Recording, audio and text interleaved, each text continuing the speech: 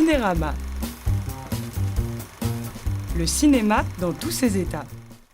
Bonjour à tous, bonjour à toutes et bienvenue dans ce nouveau numéro de Cinérama consacré comme chaque semaine à l'actualité du cinéma en salle et sur votre canapé. Au menu cette semaine, un très grand film russe d'Andreï Zvyagintsev, découvert à Cannes cette année où il a obtenu le prix du jury, c'est Faute d'amour, suivi dans un registre plus horrifique de Ça comme le titre du grand livre d'épouvante de Stephen King sur un clown tueur. Film d'Andy Muschietti qui sort également cette semaine. Dans la deuxième partie de l'émission, nous allons parler des DVD, un DVD d'un film récent. Ce sera Adieu Mandalay, film du réalisateur birman Mehdi Z, film passé relativement inaperçu lors de sa sortie en salle au printemps et qui, on l'espère, saura vous séduire pour sa deuxième carrière en DVD. Et enfin, on terminera avec le DVD classique d'un film relativement récent, mais déjà classique, c'est L'été meurtrier de Jean Becker avec la sublime Isabelle Adjani. Pour en parler avec moi cette semaine, Frédéric Strauss. Bonjour Frédéric. Bonjour Samuel. Et on démarre tout de suite avec Faute d'amour, donc de Andreï Zvyagintsev, cinquième film de ce réalisateur russe, on peut dire peut-être le plus grand réalisateur russe actuel, qui était une nouvelle fois présenté à Cannes, où il a encore une fois obtenu un prix. Ce prix, c'est le prix du jury, qui n'était peut-être pas le meilleur, enfin il aurait pu prétendre à beaucoup plus, on peut dire. Oui, c'était le premier prix remis lors du palmarès, et je crois que lui, il a été un peu surpris de devoir se lever aussi vite. Hein. Donc Faute d'amour, c'est l'histoire banale au départ d'un couple qui se déchire, qui est vraiment au bout du couple. Hein. Là, on en est vraiment à la phase de guerre ouverte, on veut dire. Et le problème, c'est qu'ils se déchirent devant leur enfant, et leur enfant disparaît. Et c'est le début du film, dont on va voir tout de suite un extrait de la bande-annonce.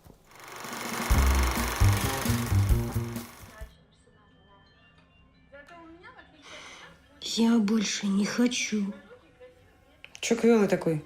Заболел? Я не квелый.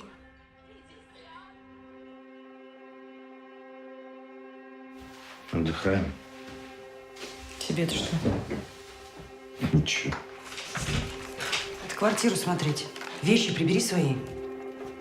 Вы что, продаете? Разводимся. Уёбал уже отсюда, нахуй! Что ты здесь трешься? Ведь все уже, все! Да я такое же право имею, как ты! Да имеешь, свое так и так получишь! Езжай уже, сколько можешь!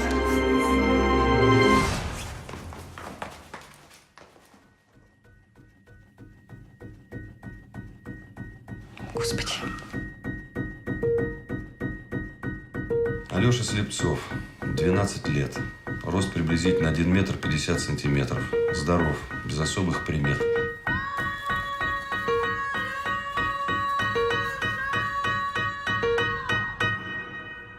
Не отстаем! Alors Frédéric, Faute d'amour, c'était le premier film qu'on a découvert en compétition à Cannes cette année. Et là, on s'était dit que la compétition démarrait quand même très très fort. Tout n'a pas été à la hauteur de ce film-là par la suite. En quoi Faute d'amour est vraiment un grand film et sans doute un des plus beaux films qu'on verra cette année? C'est un grand film de metteur en scène, donc tu le disais, Zvyagintsev est maintenant reconnu comme le grand metteur en scène russe. Ça lui donne parfois, je trouvais en tous les cas dans Léviathan par exemple, une espèce de lourdeur. Oui, c'était un peu écrasant de beauté, voilà, on va dire. Hein, écrasant de sens, de volonté, d'être presque aussi dans une dimension littéraire du cinéma. Là, le sujet me semble convenir beaucoup plus à son talent qui déborde, parce que le sujet est très très limité en réalité. C'est sur l'absence de cet enfant donc qui disparaît très vite au début du film, et il tient le pari de faire un film qui est sur le vide, hein, sur l'absence, alors l'absence qui suscite à peine une enquête. Enfin, il va y avoir des recherches évidemment, oui, mais c'est aussi, quand je dis du vide, il y a aussi vraiment sur le vide de la Russie actuelle, en tout cas le vide d'État, puisque tu le dis, les policiers sont quand même totalement largués, voire s'en désintéressent totalement, et donc c'est une association, une espèce presque une milice privée qui prend en charge l'enquête pour retrouver cet enfant. Voilà, et on comprend que l'absence même de l'enfant provoque, ne provoque pas presque de mélodrame, parce qu'il y a presque un vide chez les parents. Ils n'arrivent pas à comprendre même quelle est cette absence, le drame de cette absence. Ce n'est que petit à petit que finalement l'absence même devient une absence pleine, c'est-à-dire dans toute sa tragédie finalement. Donc il est vraiment face à des personnages et face à une vie où il y a absolument rien, c'est-à-dire une espèce de mécanique des relations qui s'est mise en place dans ce couple, une mécanique destructrice entre l'homme et la femme, et puis une mécanique qui s'est remise en place parce que chacun est en train de refaire sa vie, et l'enfant... Une mécanique qui donne pas très envie non plus, d'ailleurs. Ah non, on sent que ça va se reproduire, parce voilà. que l'homme, on comprend qu'il a sans doute été très amoureux de sa première femme au début, elle est peut-être tombée enceinte sans qu'ils le veuillent tous les deux.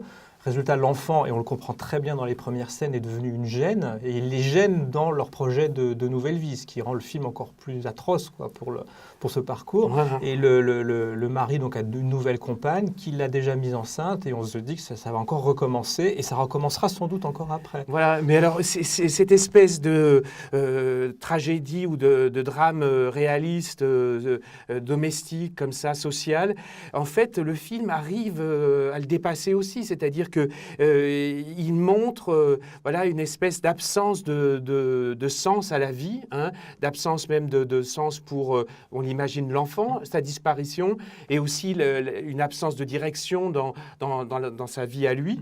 Et en fait, il ne met pas de sens. Enfin, bien sûr, on peut lire le film comme une peinture on est obligé de le faire, comme une peinture de la Russie aujourd'hui, mais il n'y a pas de clé. C'est plus discret que dans voilà, ce film précédent. Absolument. Et du coup, je pense par exemple le personnage de la mère qui est joué par cette actrice à laquelle on pensait beaucoup au moment de faire Mariana Spivak. Mariana Spivak, on pensait beaucoup à elle au moment de faire des pronostics sur le prix d'interprétation à Cannes, parce qu'elle est vraiment formidable, et elle apporte quelque chose de cette opacité et de ce vide elle-même, et qui va vers quelque chose aussi, enfin petit à petit on la voit avancer vers une forme d'humanité, mais c'est très... Oui, quand elle explose, c'est très très impressionnant. Où on a parlé, je crois, à juste titre, à Cannes, et depuis du fait que le film, c'est un petit peu un Bergman russe, et il y a vraiment de ça aussi dans cette direction d'acteurs et d'actrices, qui peut effectivement être totalement opaque, totalement fermée, et d'un seul coup exploser dans la haine et voire dans la douleur, c'est une performance d'actrice vraiment très saisissante. Ouais. Et puis la mise en scène, là, je trouve que du coup, elle fait sens, parce que sa rigueur, sa maîtrise, la maestria vraiment, parce que les mouvements de caméra sont quand même souvent étonnants, enfin, d'une justesse et aussi d'une ambition. Enfin, on voit, cette mise en scène, elle fait tenir cette vie qui ne tient plus du tout, en fait. Hein. Et sur la mise en scène, donc, on l'avait découvert on l'avait vu dans Léviathan, on le revoit encore, il utilise les décors d'une manière absolument incroyable. C'est vraiment un très grand plasticien. Et il y a notamment un décor d'usine désaffectée dans laquelle la milice, l'association cherche l'enfant. Et c'est incroyable sur ce décor totalement déglingué, ce qu'il arrive à faire, notre niveau de puissance symbolique de ce décor et la puissance esthétique également de ce décor. Ouais, c'est un cinéaste qui maîtrise quand même beaucoup les choses et qui a une sensibilité, je pense, assez, finalement, lui-même, une sensibilité assez dure, en fait. Il faut de la dureté pour affronter ce qu'il filme. Mais voilà, c'est assez beau de voir comment il va vers quelque chose de plus vivant aussi, de plus en prise avec les personnages. Et un dernier mot sur le film, parce qu'on a dit que c'est vraiment un des grands films de l'année, et il y a peut-être une des plus belles scènes de cette année qui est dans ce film. C'est une des dernières scènes où on voit l'enfant, où donc les parents vraiment se sont agonie d'injures pendant 5 minutes, et c'est là qu'on comprend que l'enfant est un poids, Et donc ils veulent en fait envoyer l'enfant dans un genre d'orphelinat pour avoir la paix. Et l'enfant, il pense que l'enfant dort, et en fait l'enfant ne dort pas. L'enfant a entendu la scène, il est caché dans la salle de bain, et là c'est justement un des mouvements de caméra formidables du film qui révèle la présence de l'enfant en train de pleurer toutes les larmes de son corps, et c'est une douleur muette. C'est une scène absolument déchirante dans un film où il n'y a pas du tout de pathos par ailleurs, parce que le film est quand même très dur, et ça prouve, en une seule scène, c'est la scène qui, je pense, symbolise vraiment et la puissance esthétique du film et ce que veut dire le film. C'est que cet enfant est de trop, et l'enfant va disparaître. Oui. Voilà. Et c'est vrai que sur la question de l'enfant malheureux, de l'enfance malheureuse, de la tragédie comme ça de l'enfance, il n'y a pas beaucoup de films qui sont dans ce rapport-là, c'est-à-dire pas trop de réalisme larmoyant, une certaine distance et en même temps de prendre en compte les choses, c'est quand même très beau. Voilà. Donc vous l'aurez compris, on vous recommande chaleureusement d'aller voir Faute d'amour. C'est pas le film le plus gai de la semaine, mais c'est assurément le plus beau.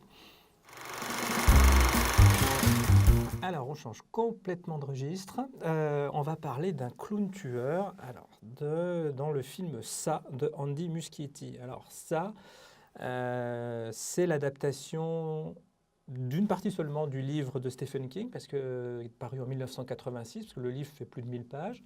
Donc là, le film dure déjà 2h15, c'est déjà très dense. Donc il y aura une suite, parce que le film marche déjà très très fort aux États-Unis, donc a priori, il y aura une suite.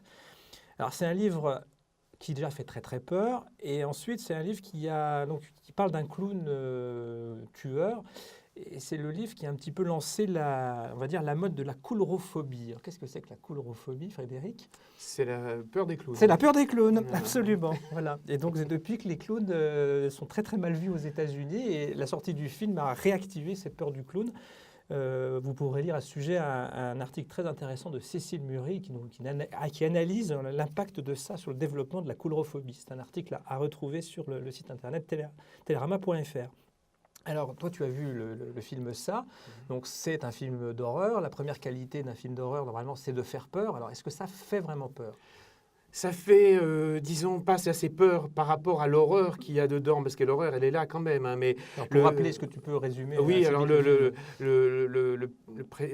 principe du film tel qu'il est, moi, j'ai pas lu le livre, hein, mais le principe, c'est l'apparition d'un clown qui arrive de nulle part, dans une petite ville américaine, qui fait, comme ça, qui surgit devant un enfant, et puis, plutôt sympathique, enfin, en tous les cas, intriguant, etc., qui se trouve quand même à ce moment-là dans une bouche d'égout, donc où le gamin a perdu son petit bateau en papier et qui va lui rendre son petit bateau en papier. Simplement, ce clown est quand même tordu, etc. On s'en aperçoit un peu rapidement, mais le gamin lui pas, et on voit que le clown en fait cache un monstre, vraiment un monstre avec des mâchoires, une sorte d'alien en fait qui s'ouvre et il va dévorer le bras de l'enfant, etc. Donc ça commence par une scène d'horreur vraiment. Puis ensuite, on voit le clown qui réapparaît régulièrement devant plusieurs enfants tour à tour. Et c'est un clown qui soigne en fait ses effets de mise en scène. Il crée il y a des décors, etc. Et le tort du film, un peu, c'est de simplement jouer sur ces effets de mise en scène et de ne pas chercher quelque chose d'un peu plus décisif dans l'horreur, quoi. Mais on les sent venir à chaque fois, les effets, et donc ça désamorce un peu la voilà, peur. puis ça reste un peu du décorum, c'est-à-dire que ce clown, ces gamins terrifiés, ces décors, etc., c'est un système de représentation qui est relativement presque ennuyeux, d'une certaine manière. C'est seulement dans la dernière partie du film que cet aspect du décor devient intéressant, parce que c'est là où la peur qui a généré le clown prend sens. C'est-à-dire c'est une réflexion, non plus, c'est pas seulement la terreur, c'est une réflexion sur la manière dont on surmonte la peur et dont on peut surmonter ses démons en fait intérieurs. Et là-dessus, sur cette dimension qui est peut-être finalement plus difficile à faire passer dans un film, le réalisateur qui vient du film de genre, il avait fait un film qui s'appelle Mama, eh bien il arrive dans le décor qu'il a, les moyens qu'il a, il arrive à créer quelque chose. Mais la déception du film, c'est un peu que ça ressemble à Stranger Things, la série télé. Et Stranger Things, il y a cette beauté du merveilleux, du fantastique, le danger, etc. Les enfants attirés par des choses qui peuvent finalement être tout à fait néfastes. Alors là, c'est exactement la même chose, mais du coup, le merveilleux est remplacé par de l'horreur pure. Et on a l'impression que le réalisateur, lui, ne fait pas la différence entre vraiment fantastique, merveilleux et horreur. On va voir un extrait de la bande-annonce pour se donner une idée de ce film.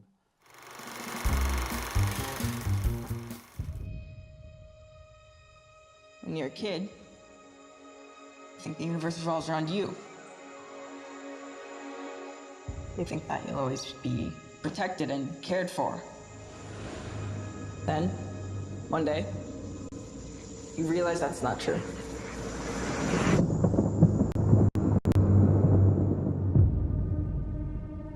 Because when you're alone as a kid, the monsters see you as weaker.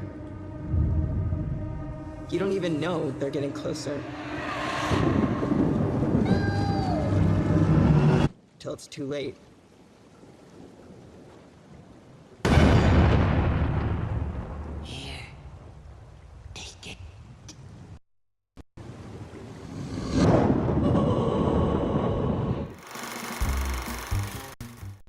Alors, donc, on a vu un extrait de la bande-annonce de ça.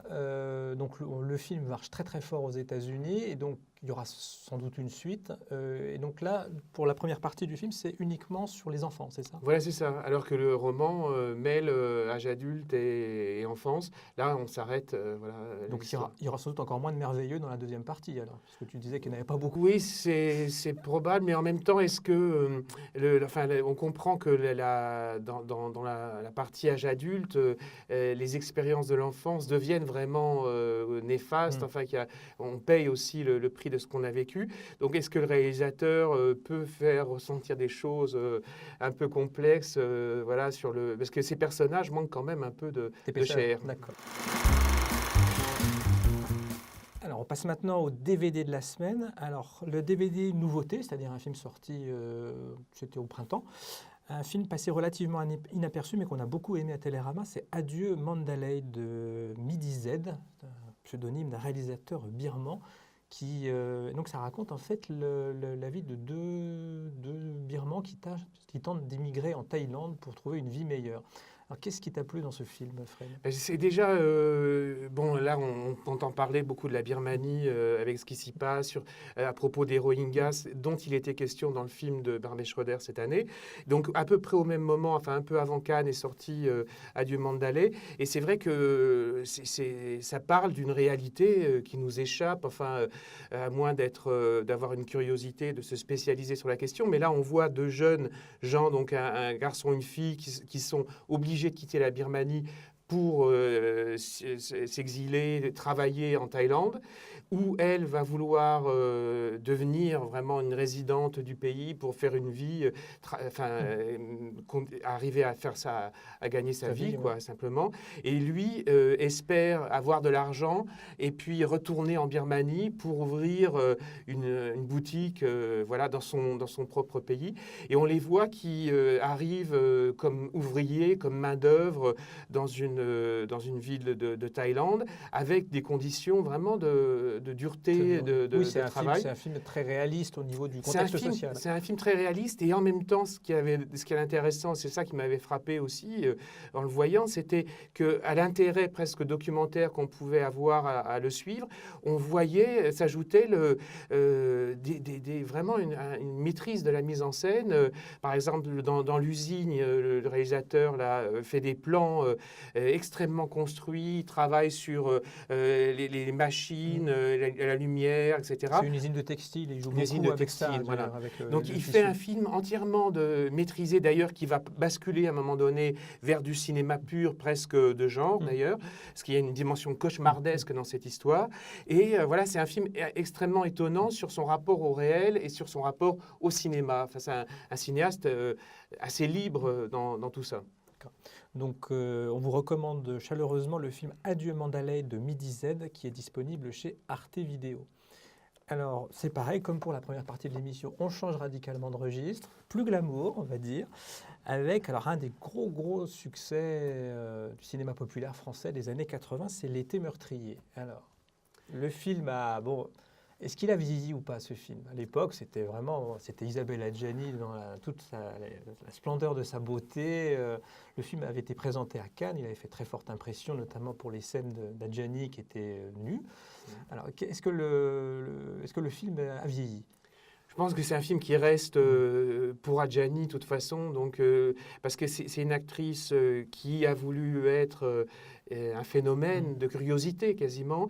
Et là, ce qui était vraiment intéressant à l'époque et qui l'est encore aujourd'hui, c'est qu'elle est plutôt d'un tempérament en fait assez tordu, c'est-à-dire une actrice qui va vers des choses un peu difficiles parfois. Et à l'époque, elle avait fait avec Tsulavsky. Elle sortait de Possession. Ouais, de Possession, voilà. Film, Donc il y a un film vraiment très très impressionnant où elle va vers des choses extrêmement noires avec un courage inouï. Et là, elle s'offrait ce qui était déjà un succès quasiment au moment où elle le signait, le film. C'était pas un film compliqué, c'est un film qui est destiné à rencontrer le public, il l'a rencontré. Et elle s'est offert ce film comme une sorte de numéro d'actrice dans un film et comme une sorte d'étape dans sa carrière. C'est-à-dire que ça va au-delà du personnage, ça va au-delà de l'histoire qui est racontée, du charme du film, etc. C'est une sorte de type de cinéma qu'il fallait qu'elle fasse dans sa carrière et ça a été L'été meurtrier.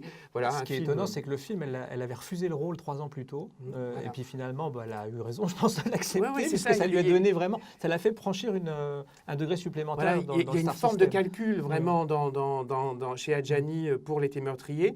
Et le film répond à ça, c'est-à-dire que Jean Becker lui offre aussi le film sur un plateau. Elle est la star d'un film français, la star jeune, sexy, un peu quand même, à l'époque, c'était un tout petit peu provoquant. Oui, puisque son personnage est un peu vulgaire. C'est un peu une cagole, comme on dit dans le midi de la France. Donc c'est un film gentiment sulfureux et très populaire, comme ça. Et en même temps, c'est encore pour elle un personnage un peu borderline, parce que c'est un personnage de jeune...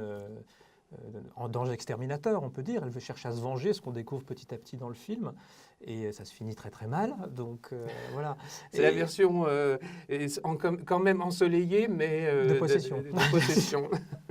Voilà, puis pour donner envie quand même de revoir le film, c'est que le scénario est assez habile. C'est tiré d'un très bon polar de Sébastien Japrisot, un peu affadi, mais enfin ça reste quand même une histoire assez prenante. Et puis dans les seconds rôles, donc il y avait Alain Souchon, qui était à l'époque jeune comédien, et puis Suzanne Flon, qui était dans un rôle très touchant de vieille grand-mère sourde et qui est en même temps un peu le témoin de tout ce qui se passe de la tragédie familiale qui va se dérouler devant nos yeux. Oui, oui. Non, c'est un morceau de cinéma français intéressant, enfin, avec plein de tiroirs comme ça. Donc L'été meurtrier est à voir ou revoir plutôt en DVD chez M6 Vidéo. Voilà, Cinérama, c'est fini pour cette semaine. On se retrouve la semaine prochaine avec 2 films français. Un beau soleil intérieur de Claire Denis, un film assez étonnant dans lequel Claire Denis s'essaye à la comédie. Et on parlera ensuite de Monet de Ghela Babluani, un vrai film noir à la française tourné au Havre avec des super seconds rôles. Voilà. Bonne semaine à tous et bon film et à la semaine prochaine.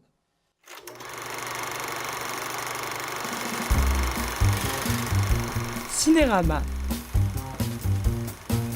Le cinéma dans tous ses états.